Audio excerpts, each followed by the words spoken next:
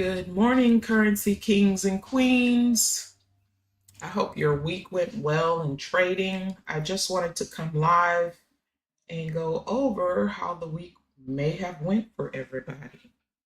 So, and talk about the run up that we had. I posted on my social medias um, of the run up we had when I was actually in a gold futures trade. So let's go over that.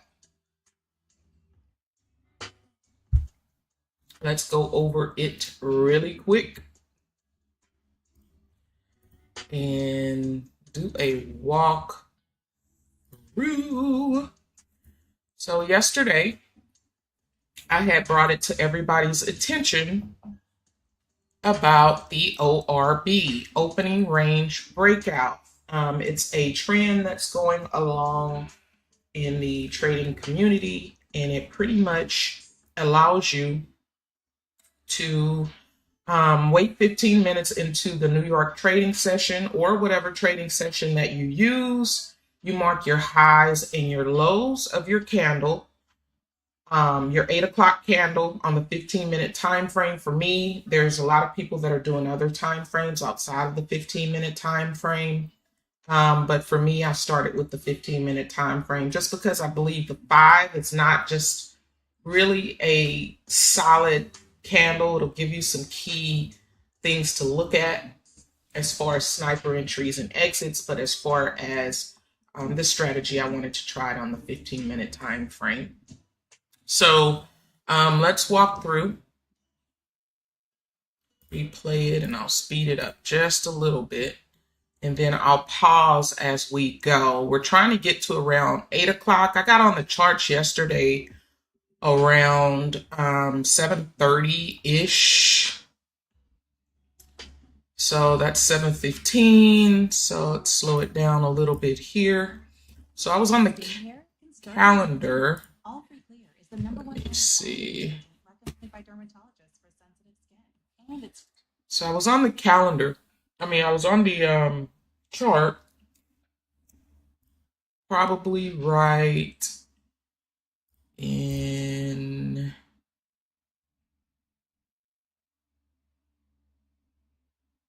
here, 7:45 8. So being on the 15-minute time frame, I marked the highs and the lows of this candle. I don't know why I keep saying calendar. Maybe I need to take a trip or a vacation. So I marked the highs and the lows of the candle. Let's press play. And the theory on the opening range breakout, which is the ORB,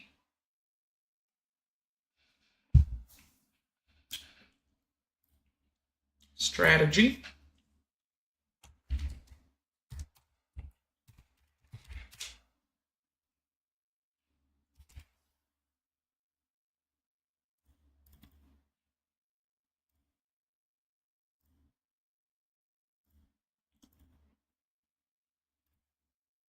Which stands for opening range breakout.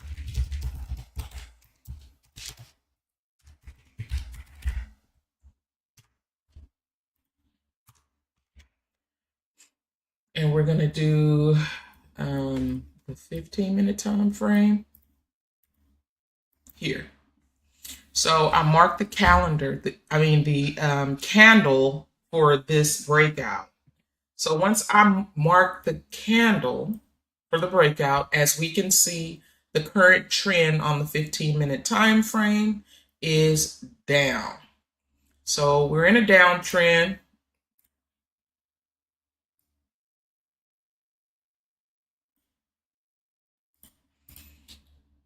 For the opening range breakout. But let's keep playing.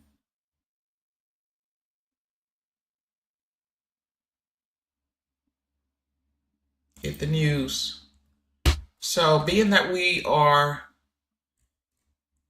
in a downtrend, the trade would have been in my best interest to take a sell. But due to the candle breaking above that 15-minute, you give yourself a 1-to-1. So my entry would be here above the 15-minute high or at it.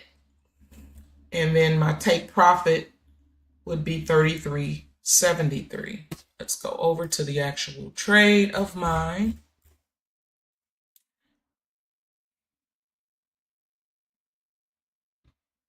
My entry price was, let's see, right here. I don't know, I'm lagging for some reason. Y'all got too much going on.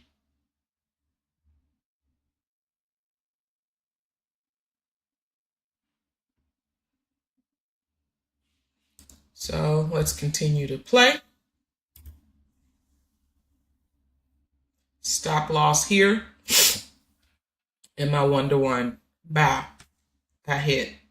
And it just kept rocketing, y'all. It was shooting up.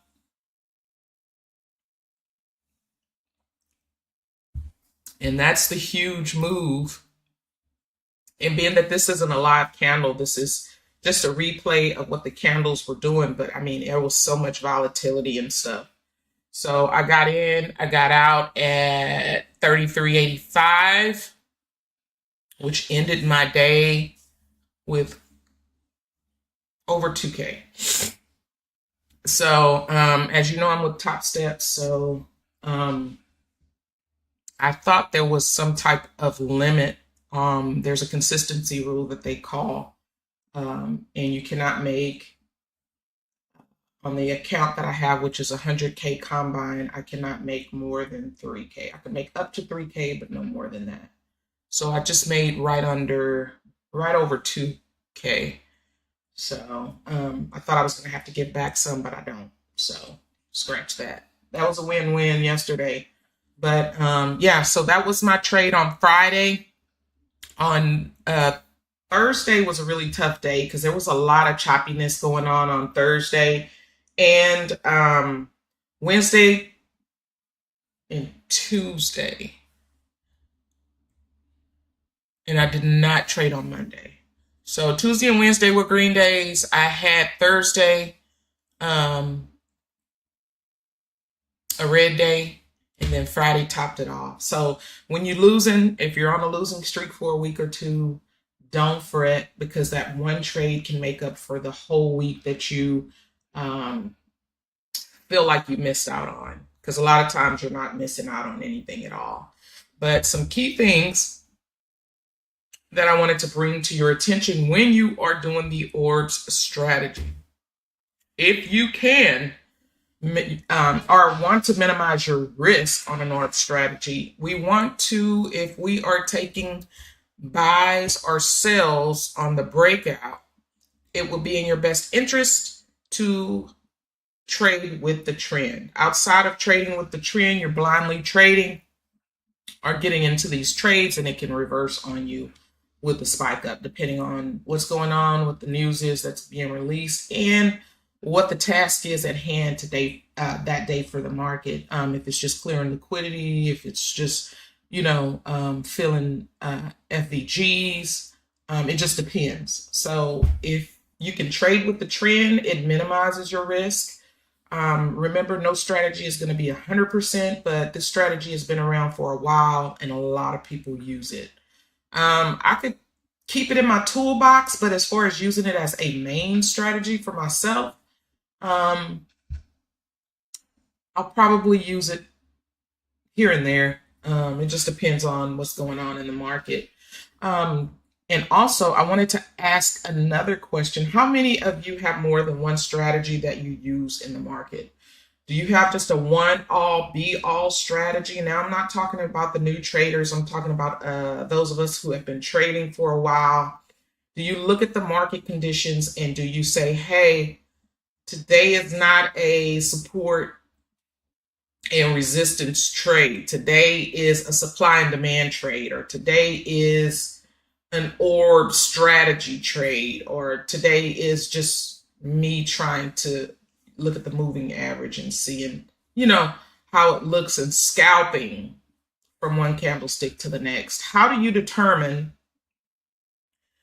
what you're trading, and do you have just one strategy, nothing else? Say you have your support and resistance, your Fibonacci, your moving average. Do you put all of those things together and make it part of your everyday routine, or do you just take one strategy like supply and demand and apply it to every single thing on your chart, no matter what the market conditions are? Just want to know. That's just my curiosity. Man, my little do-rag came on. So if you do use several different strategies, do you look at the market conditions and determine which one you're using for that day, or do you just apply them all no matter what? I don't know. It's just me being honest and asking an honest question. Me, myself, I kind of let the market tell me what exactly I'm going to be doing. Because remember, we can't change market conditions, but we can modify and change how we manage our accounts and our risk and what we do in the market.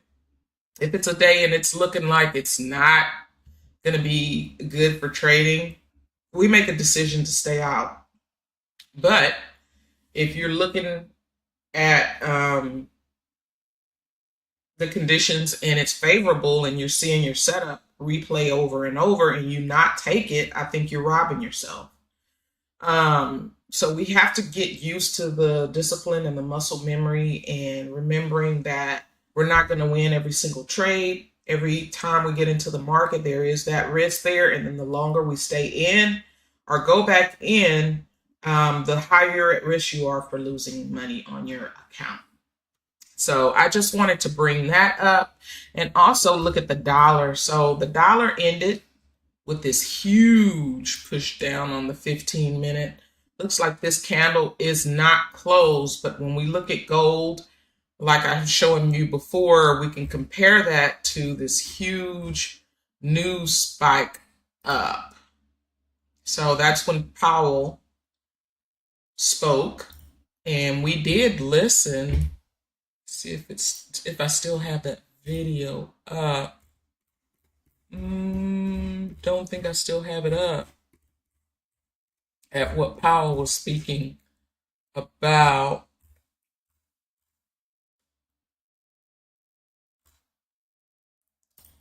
I thought I did, but I do not. So I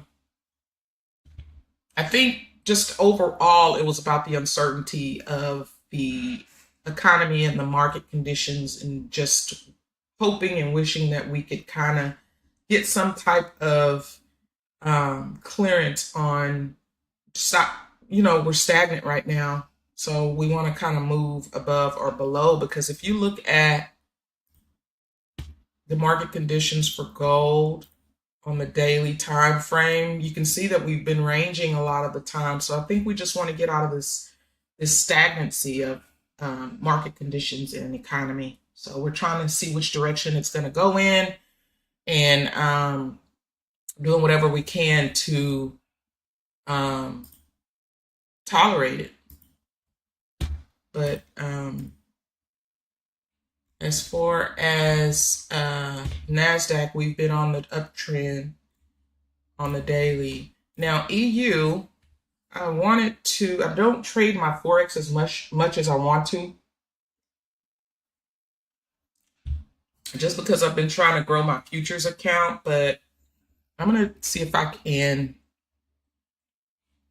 start growing that, and maybe even do a challenge if y'all want to do a small account challenge. Now, flipping accounts is not a thing for me, because I just don't like doing it. But I would like to do a small account challenge to grow over time. So if y'all are interested, drop drop a comment down below. If you had a great week, drop a comment. If you had a bad week, drop a comment and let me know what changed those weeks, because it's kind of neat to see how the same market conditions, several people can have different results in the market. And it all stems from this being a personal journey and everybody having different strategies that fits them. And it can look different for a lot of people. So I like the uniqueness of it. A lot of times I like to have a conversation and see how you look at it and compare it to how others look at it and just kind of evolve in trading. I do not have a Discord group, but I plan on creating it. I'm not there yet, but as soon as I do find out, I will let you know. GJ is one of my favorites. So let's go over that real quick and then I will let you go. So GJ, if you look here on the daily time frame for GJ, we have a level of support that's right about here and a level of resistance that's right about there for GJ. And it looks like we may have went down, pushed down, grabbed some liquidity here, retraced. It's still an uptrend as far as I'm concerned. The indicator that I wanted to show you was the opening breakout range. Oh, sorry, I put too many on at once. Okay, let's see if it will work. It may not work because the market's not open. And I really wanted to show y'all that. Let's see. Nope. So when the market opens next week sometime, I'll be sure to follow up with you on that. The daily range, put our resistance back up here and make it yellow. So the daily range here is the support and resistance. Dropping down to the 4-hour, we have a moving average of some sort on here. Okay, it's a 50. So let's take that off or close it. Okay, that came with the orbs. The orbs actually gives you that. So on the 4-hour, we're able to adjust our support level from the daily. So adjusting that, we have our support and resistance. So if we drop down, we'll see that huge push down that it went.